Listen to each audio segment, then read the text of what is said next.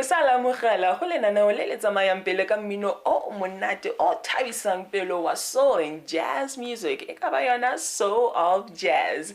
E re tsweleleng pele ka mmino o monate re eng re go bona gore bekeng ena re na le mang on our jazz moment of the week.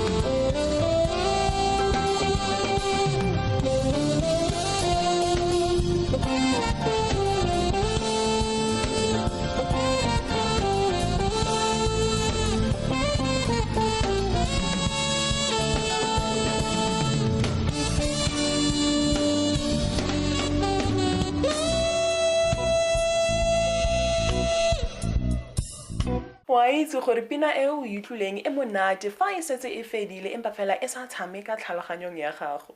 Re tshepa gore le bile le nako e monate ka our jazz moment of the week. Gona nong ga ke nako ya gore re yo go bona gore puisano ya ka le our artist of the week McCoy Mrubata e tsamaile jwang. A re eng ro bona.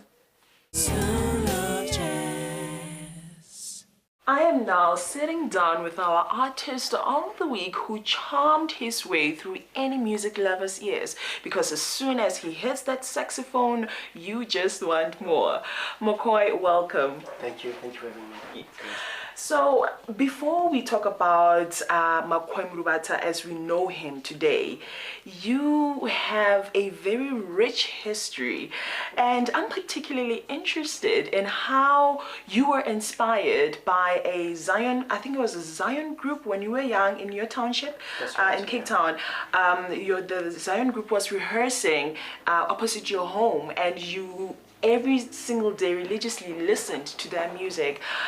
How did you evolve from admiring a gospel sound to picking up a flute, which was one of your first instruments, to start playing jazz? Well, it was actually a combination of sounds, a Zion church and also traditional healers, and a big band, jazz, that used to rehearse opposite. That was opposite. On the left and right hand side, it was Zion church, and then this side, Amazion, the traditional healers, which is a similar concept, because the Zion church they had this big drum, beaten like this, a raw drum, same as the Madlozi, type of thing, set up. And then opposite, that was the big band, American, they were playing Ben Webster stuff, Duke Ellington.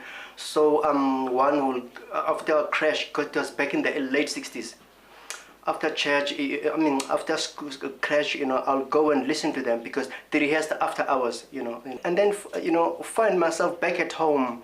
It didn't occur to me, that I would listen, with my sandwich or whatever and fall asleep. A band member or a family member will take me back home, It only occurred to me, later in my years, So I think I've absorbed all those sounds, People, when they listen to my music, they often tell me it has a big band sound, and yet a lot of traditional Xhosa rhythms, Well, I'm not surprised, Yeah. That's what I absorbed, when I was growing up. So you were surrounded by a pool of different sounds. Yes, exactly, yeah.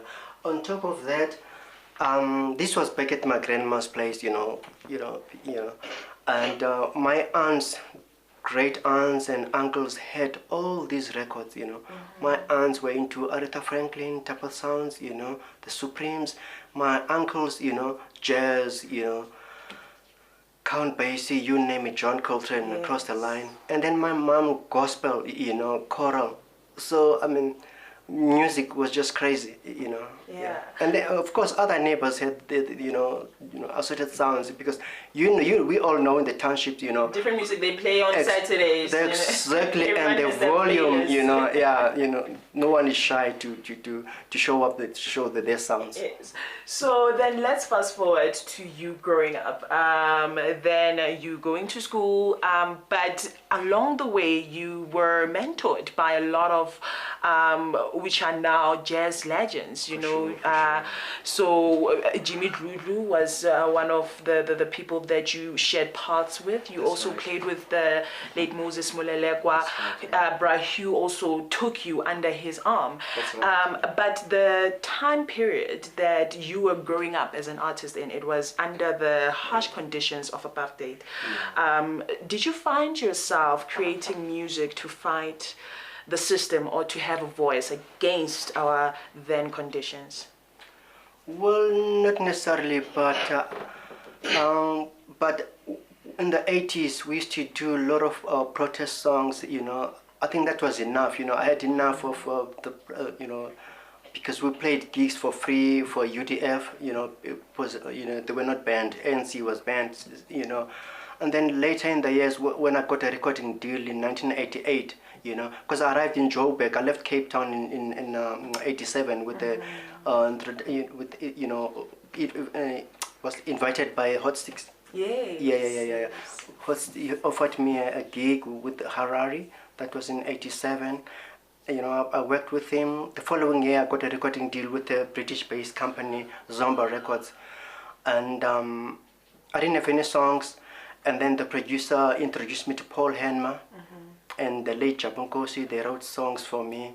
So, it's all jazz songs and traditional stuff, a mixture of, with a tinge of American stuff, And, and to this day I still work with Paul. Yes. Is it difficult when you are a saxophone player, because you seem to always be creating families, bands, as time goes on? Is it difficult to have a solo career as a saxophone artist, or do you always have to have like an ensemble of different sounds where the saxophone sound just comes through the drums and the pianos and all of those sounds? Well, you need accompaniment, Although now and then I do solo gigs, but to really get your sound out, because like I said earlier, my sound is derived from traditional Xhosa, mainly Xhosa. I do have a pedicado for the rhythms, and a tinge of American stuff. You do need a band. Yeah. You need backing, So hence, when I formed my very first band, I had Jimmy Lulu. He actually brought all the younger guys. I was in my late 20s, when I formed my first band, McCoy's Brotherhood, because the producer's idea was that McCoy get guys that are even younger than you. The only dude I knew was Jimmy. Yeah. He brought Lucas Kumalo, the late Tantla Magagula, and then later Moses joined us, the late producer, his idea was like, you need to get fresh guys, because he didn't want me to use my contemporaries at the time, like Bakiti Kumalo, Lawrence Machiza, So Jimmy brought all those young guys. Yes. So that was a long time ago. So how does Mr. McCoy's sound evolve? Or are you still creating the same sound that you were introduced into the jazz scene? Evolution of my sound, well, that has to come from the listeners, Yeah. I don't like to create genres, I'm merely putting forward what I heard, But the least I do is to get younger producers to produce me, These days I work with a young pianist, Loyanda Madope, who have shown a few things. I met him in the late 2004, I think, during the workshops, he was one of my students, These days he shows me what to do. Yeah. And with that, it spikes up the idea of collaboration, That's right. in terms of even collaborating with the young and the old. Right. Have you ever considered collaborating outside your sound? Yes, I have, In fact, I'm working with my own son, Yeah? Yeah, his name is McCoy Mrubata. He's been slowly remixing some of my songs, and I've been featured in there. They have a band, I've been featured, in their stuff, And one has worked with Oskido, Arthur, the Revolution Brothers. So yeah.